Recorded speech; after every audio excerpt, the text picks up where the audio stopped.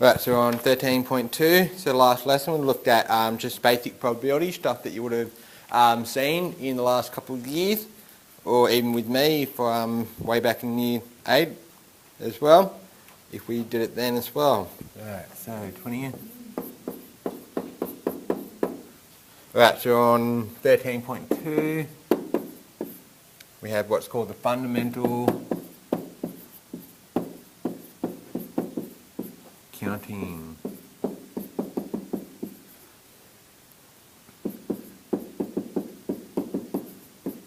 Now you have done this before, you just may not be aware that it's called the fundamental counting principle.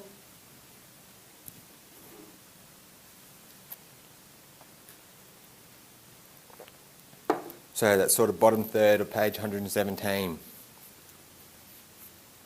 So the principle is, if an event can occur in A different ways, a second event can occur in B different ways, a third event can occur in C different ways, etc., then these successive events can occur in A times B times C times ...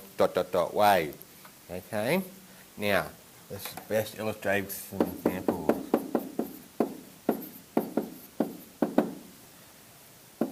Right. A.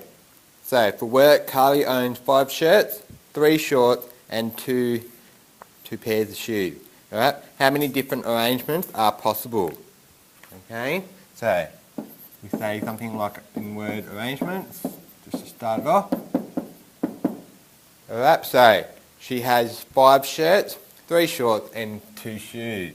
So using the fundamental counting principle, we multiply all those possible combinations together. Okay. Which will equal 30 different combinations / arrangement. Okay. The other way we can think of it is if it is a tree diagram. Okay, we've all done tree diagrams before.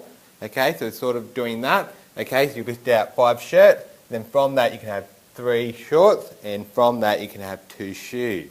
Okay, once you have all your branches, you count down that last column on the right. If we were to do a full diagram, okay, there will be 30 different combinations there. Okay. All right. B. The current New South Wales number plate has 2 letters, then 2 numbers, then 2 letters. So how many different combinations are possible? All right. Before we do the math, what's an estimation? How many do you think there is? Give a number. Like any number of letters. Yep. So 2 letters, 2 numbers, then 2 letters. How many arrangements do you think are possible? 50,000. Hey? 50,000. 50,000? Or more than that. Just put a number. Just put a figure that you think it would be. No, don't think I got it. One estimation. I'm just curious. So 50,000? 15,000? 100,000. Interesting. All right, so basically we can set up some diagrams. Okay, so the number plate, so I'm just putting just boxes to represent the position of the numbers.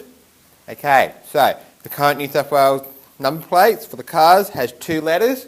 Okay, so we've got 2 letters, 2 numbers, then 2 letters. So how many letters can be possible in the first box? 26 letters of the alphabet. Okay, so the second box is another 26 different possible arrangements. Okay, now the next 2 are digits. So how many possible arrangements? 10. 0 to 9 is 10 digits. Okay, which makes up all of our numbers. Okay, there's another 10 digits for that possible combination. All right, the last one, there's 2 followed by 2 letters. Okay,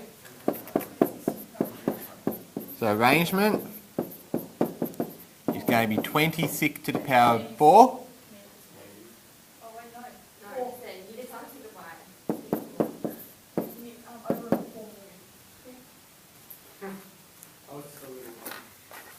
There's 45 million. 697,600 possible arrangements. Okay, so 50, 15 and 100,000, nowhere near, isn't it? I was going to say, there'd have to be a lot of people.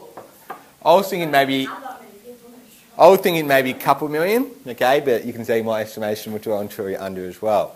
Now, the reason I asked you, because in this topic, you're going to get some calculation based on what you believe is correct. So, for example, this arrangement, and then the number that you get at the end is just going to seem like there's a lot of possible arrangement, okay? And that's one thing you need to get your head over and move on from that point. Yes, it's interesting, okay, in terms of the number that you get at the end, okay, but again, don't dwell on, oh, should it be that many or anything like that. Just make sure you trust the maths that you're doing, how you're setting it out, okay, and it's important the working set out correctly, okay, then from that we can have hopefully the correct answers, alright?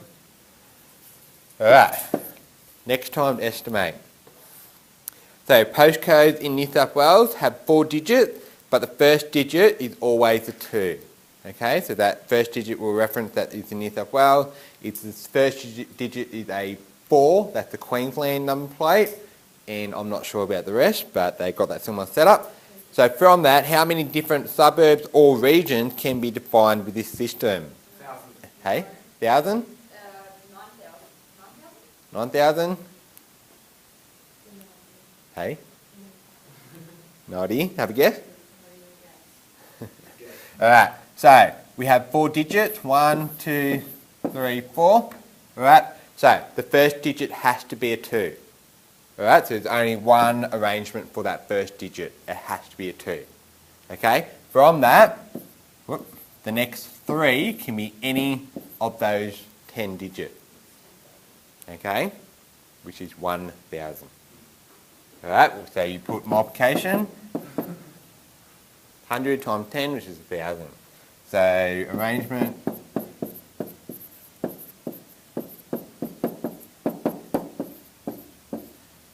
so there's 1,000 regions around New South Wales, and you think about all the towns and stuff in there as well, and they're all broken up within that 1,000. So I know Tamworth, it also has the surrounding regions of the smaller towns around the region, and they all had that same postcode 2340. Okay, but you head down my way in Wersh Creek, and I'm 2341, and there's not as many sort of around that, because you get to the one before Currabubula, which is 2342, and then the next town down, which is about 15 minutes away, is 2343. Okay, so it's very interesting how they work in terms of what region, especially when you get into like Sydney and stuff, when you've got so many different suburbs next to each other. Not like the country where there's a bit of road separates them. Alright.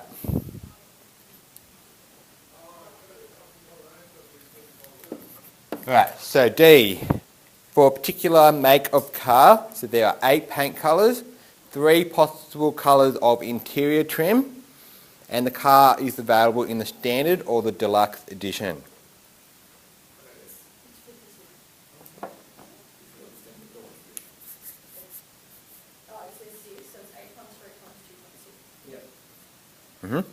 And then, if there are 6 of these possible cars in a car dealership, what is the chance that they have what a customer particularly wants? Alright, so the first thing we need to work out is arrangement. Alright, so we have 8 possible colours, alright, of the car itself on the outside. You have 3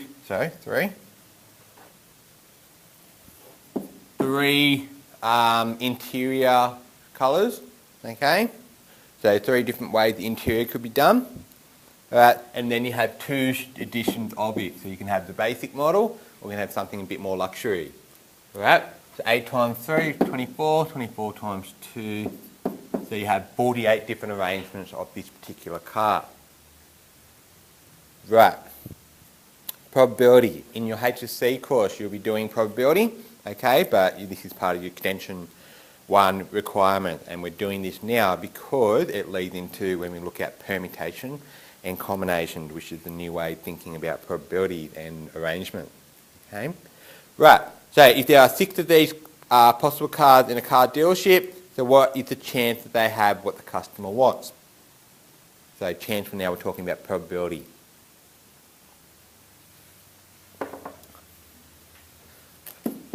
probability of a particular car. Okay, so it's one with a particular colour, particular interior and a particular model.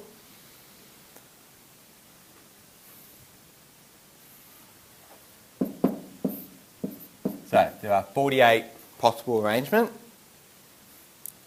Okay, of those 48, how many of those arrangements are what the customer specifically wants? Just one. Okay, and that's the answer. Okay, so even though there are 6 of them in the car dealership, right, they could be 6 different models. 2 of them could be same, 3 of them could be different. Okay, 4 of them could be different, sorry. We can have different combinations of those.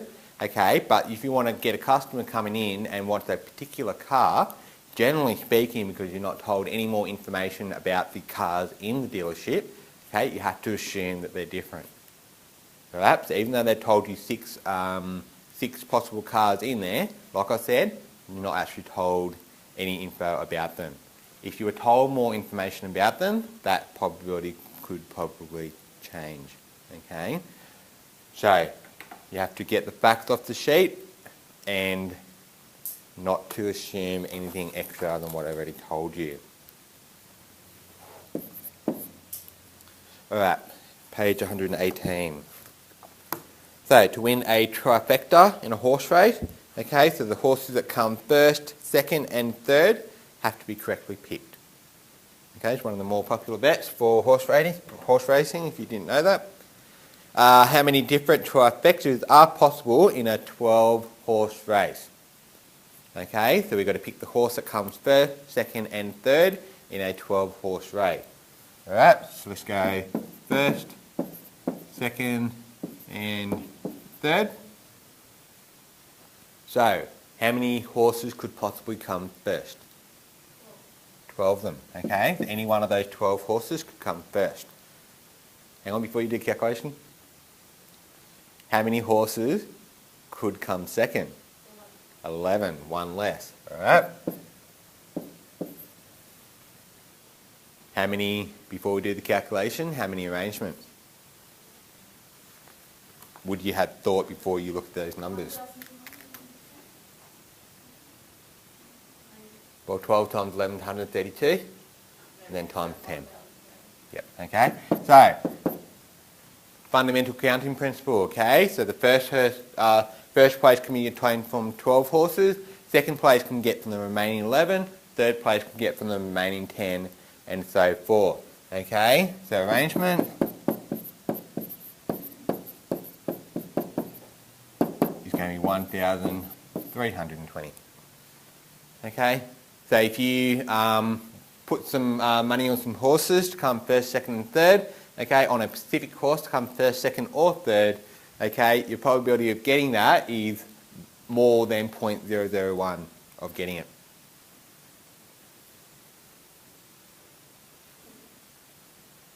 So 0.0, yeah, I was right, 0.001, okay. So, next, F. Alright, in a game of Keno, does everyone know what Keno is? Meter? In a club, so you've got the screen that you pick the numbers. You put those numbers on and they come up on the screen. They randomly select the number. You can get best 6 numbers, 7, 8. Hey? Yep, so there's red on top and blue on the bottom. I think, or the other way around, one or the other. Numbers are 1 to 40 is in one colour and 41 to 80 is in another. Okay, basically you get a card, pick the numbers and see how many you can get and basically get a prize depending on what you've entered and how many numbers you get, like Lotto.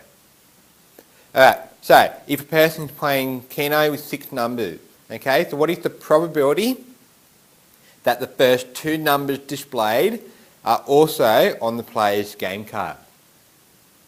Okay, so capital P for probability, notation, first 2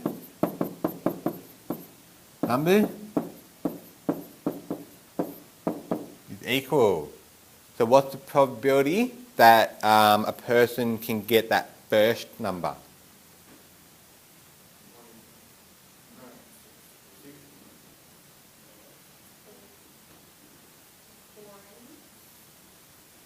Alright, how many possible arrangements are there? 80, that goes on the bottom. How many favourable outcomes are there? 6. He picked 6 of those numbers. Okay, so the first probability of getting that first number, okay, 6 favourable numbers he picked over a total of 80 numbers. Okay, and the fundamental counting principle means we multiply. So if we get that first one, okay, assuming that we've got that first one, what is the second arrangement? So first things first, how many numbers are left over? 79 numbers left over because the first one was already picked and they don't repick numbers. Alright, and then what's the number that goes on top? 5. Okay, so you've got the first number, that means you've still got 5 numbers to play with. Okay, that means that will be the math to do that. Alright, put that in the calculator.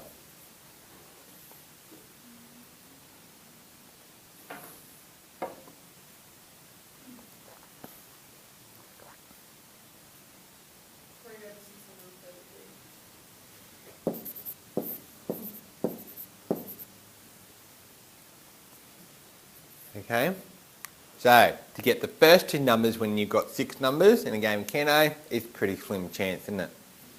Okay, now if you had obviously picked more numbers, okay, so you've gone from 6 to 10 for example, okay, your odds will probably look a bit better.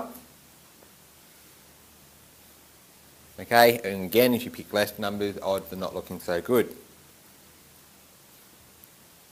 Okay, so what's the math involved? I know getting 10 out of 10 numbers, the prize money is over $1 million. Okay, to work out the probability of getting that, you'll be doing pretty well. Okay, so it'll be like 10 over 80 times 9 over 79 times 8 over 78. Go right the way through, and I reckon the odds are, yep, do it. The odds are pretty insane. Good morning. Morning. Do you play Keno? I do play Keno. Well, we can do some maths involving some Keno now. Well, Mr. Jones, Miss Singh, and Miss Stein won $3.5 grand the other weekend. Yeah. With 6 numbers. Oh, there you go. Yeah. Well, that was their chance. We're just looking at the first 2 numbers. So you're telling me that's no good chance? You know what the prize is for 10 numbers? Yeah, isn't that like over $1 million? I think it was over $1 million last I checked. We're just doing the maths now. Getting 10 out of 10. Yeah, it's big. I can't fit it in. I can't do the last bit with that. We'll delete that, then answer times. Oh, I see what you mean. Answer. Times. What'd you get? 1 I over. can't actually do this. 6.07 times 10 to the minus 13. 1 in... 0, 0, 0, 0, 0. Yep. 1 in 1. 0, 0, 0. 6 billion? Yeah. So it's still a chance. We're on sure over $1 billion. Nice way to set yourself Danny's up. got a favourite 10 numbers. You can ask her as well if you see her. Ask her about Keno, 10 numbers. Got a bit on that. Sorry, didn't I? Hang on. Yep, stop there. I'm filming. Oh, Yep. sorry. There you go. Right. Yes? Yes. Making our morning lesson very interesting. Yeah. I've left your sport today because I know that you Okay. early and do all these sort of lessons and stuff, so Yeah. it'll be a good chance to catch up. That'd be awesome. If that's all. Yep. Fantastic. Thank you. Thank you, my favourite teacher for the day. Awesome. That helps a lot. Alrighty. So that's exercise 13.2. Alright, so to work through these questions, you just need to draw some diagrams, okay? So, so I've done just label things, put combinations in there, and then do the math, okay? So work out what the possible arrangements are, and then from that, work out your overall combination. All right, I'm going to move on to the next section as well. It won't take me too long. All right. All right, so you've already talked about this. Factorial notation. This is one of the applications is in probability. Okay, permutation combinations, what we're doing now. Binomial theorems, another application. And there's another one that I can't remember off the top of my head. Mathematical induction. And you'll see that one when we get to it, that'll be brand new. Alright, factorial notation. Okay, so which allows us to easily calculate the number of possible outcomes when selecting all objects in order when there is no repetition or replacement. Okay, so basically if you have something like with the notation n factorial, okay, so you've got the value for n, you multiply by one less that value, then one less, keep going through until you get to 1. Okay, so example.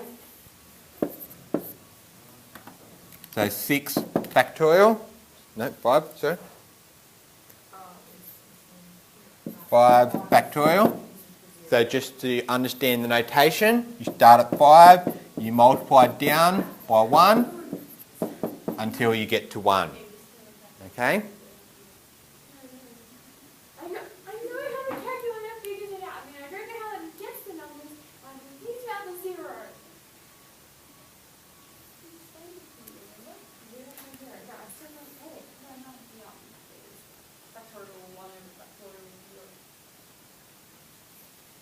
Then why did it work with them? Alright. So 5 4 is 20, 20 times 3 is 60, 60 times 2 is 120. Alright. Now, on your calculator, on the top right, I think, you've got the X with a exclamation mark. So you put 5, push that button, and it'll give you 120. Yes? Cool. Alright, so that's how you do it quickly. Okay, B. What's that one? 12 factorial. Hang on, before you do it, have you done it? What's the number? What do you think the number's going to be? Guess. Estimate. So I shouldn't say guess, I should say estimate. What number do you think it could be? Million? Meter? 4 million, Robin? 20 million. It is 479 billion. What? 4, 7, 9, 0 and 1,600. Okay, not just 49, 479 billion. I'm sure I got that 7 and 9 the right way. Can you just check it? Yep. Sweet. Okay, that comes from going 12 times 11 times 10 times 9 times 8 times 7 times 6 times 5 times 4 times 3 times 2 times 1. Okay, pretty big, eh? Massive. Imagine what you can imagine what 13 factorial is going to be. That times 13. I think you're in the tens of billions. Yeah. 10 numbers. Yep. So yeah, you wouldn't expect those numbers to get up to that stage pretty quick, but based on all your estimate, you were all well and truly off. Some more than others. Right. Now I've already done the proof. So 1 factorial, which is 1. Alright, and also 0 factorial is also 1. And yes, I have done the proof before.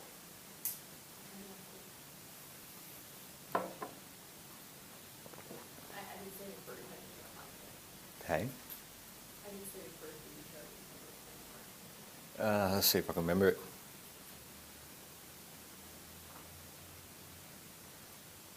Okay, so if 4 factorial, so proof. Going down until it hits 0 factorial over 1. Alright, so proof 13.1. Alright, so if we have 4 factorial, it's going to equal 5 factorial divided by 5. Yes? 3 factorial, which is going to be 4 factorial divided by 4. 2 factorial, which is going to be 3 factorial over 3. 1 factorial, which will be 2 factorial over 2. And therefore, 0 factorial is going to be 1 factorial over 1. So therefore, 0 factorial is 1. Okay? Good, I remembered it. Alright, let's look at applications of using factorial notation. C. Okay, I'm halfway down page 118. So there are 7 books that need to be arranged on a bookshelf. So how many different arrangements are there?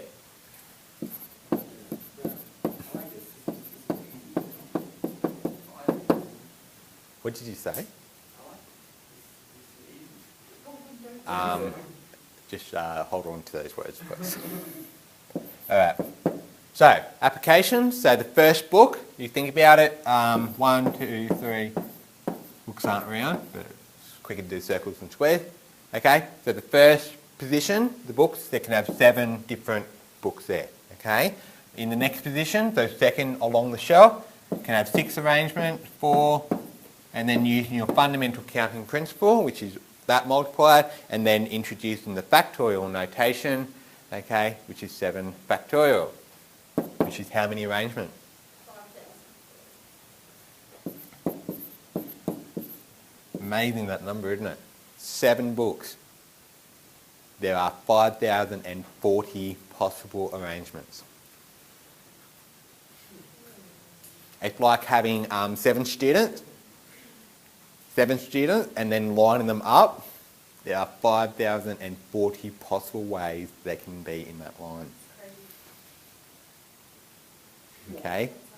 I'm going to do that. I'm still trying to get my head around it. I'm a teacher. I'll be like, I have like a job for you guys. Just so we can stand up there and try and get in every possible. In mathematics, we now have 7 students. That could be a fun thing to do for the lesson. You know those Texas that it's just that imagine how many possible combinations of the word. How many can a pack that we don't want? 36.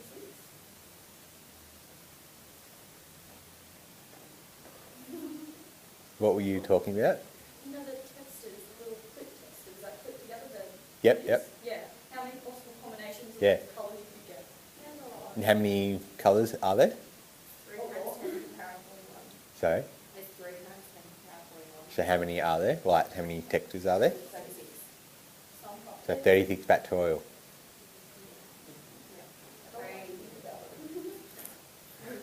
Don't stay up too late working, doing all the possible arrangements, eh? Alright. Oh, that was the first question, sorry. So there's 7 books that need to be arranged on a bookshelf. How many different arrangements are there? Now, the second part of that question.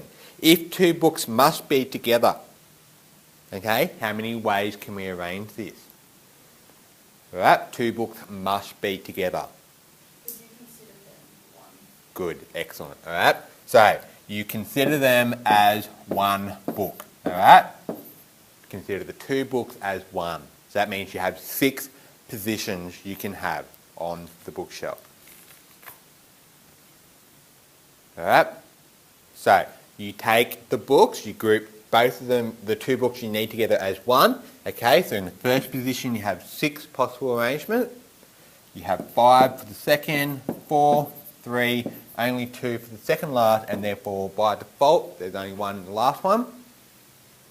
Is that all the possible arrangements?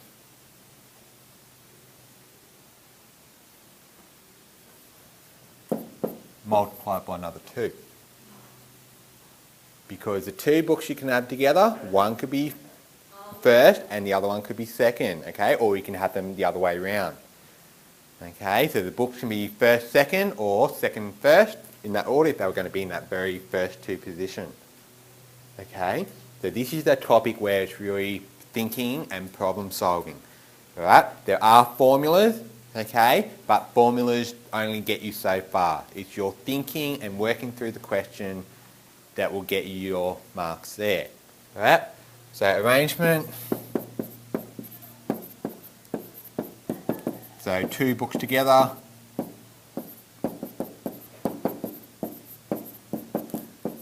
Okay, which will be 6 factorial times 2.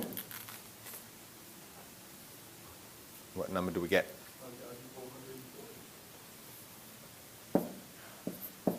1, 4. Okay. So when things need to be together, so what reference to the, because it's going to be application style questions, the real life scenario. Okay, so when things are together, you need to treat them as one. So again, if we had 3 books together, okay, we would treat those 3 books as one, but also thinking about the order of how many arrangements within those 3 books, okay, which are 3. Actually 6. 3 times 2 times 1. Okay, so the first book can be, the first position can be any of 3, the second position can be any of 2, and the last position is the left one over. Okay? Yeah, exactly. So I essentially multiply by 2 factorial here. Okay, 2 times 1, which is 2. Okay, if 3 books need to be together, you need to multiply this arrangement, which will be 5 factorial times 3 factorial. Okay, if 4 books need to be together, it will be 4 factorial times 4 factorial. Okay, so you get the idea here, what's happening. So you've got to consider also, when things are grouped together, what order they could possibly have. Okay, within your arrangements. Right, last question. 6 people are running in the race. How many ways can they finish? Okay, so we looked at specifically the trifecta, the first, second and third. So it is part of factorial notation and is also what's called permutation. Okay, and that's what we'll look at in a future lesson, possibly Friday's lesson. Okay, but you are now considering all the place getters. So finish, the way to finish. Right, so there are 6 people running, so any one of the 6 can come first, then the remaining 5 can come second, the remaining 4 can come third, and so forth. So you have 6 times 5 times 4 times 3 times 2 times 1. In shorthand, it is 6 factorial. So there are 720 ways that can happen. There's 720 ways you can order 6 people in a line. There's 720 ways that you can win, all the people in a race can finish in a 6-person race. Exactly. Alright, the second part of the question, if Ben wins. So now you are told the condition. Alright, so 6 people running in a race, how many ways can they finish? There is no other information, so you have to assume that there is every single possible combination possible. Okay, now you are told a specific condition, that if Ben wins, how many ways can the remaining runners finish? Okay, so you think about first, just do a quick diagram just to help with your thinking. Especially when you move on to further question. Okay, so if Ben wins, that means only one person can get that position. Okay, and then the remaining 5 people can get second, the remaining 4 people get third, and so forth.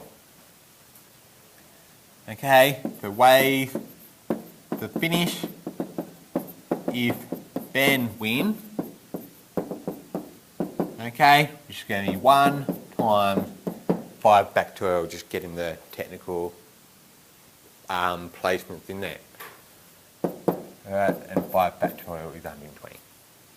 So even in a 5-person race, when you know that someone's getting first, or if you just have a 5-person race, okay, or the 5 of you just did your assessment in circle geometry, that means there's 120 different possible ways that you can all be ranked on that assessment.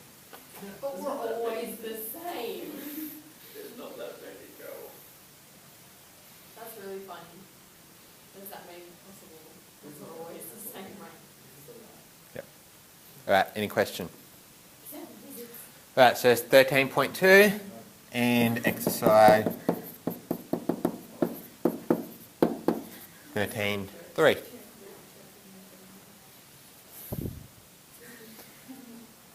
Alright, so this topic will pick it up again, okay? So we'll be looking at permutation and combinations in the next couple of lessons.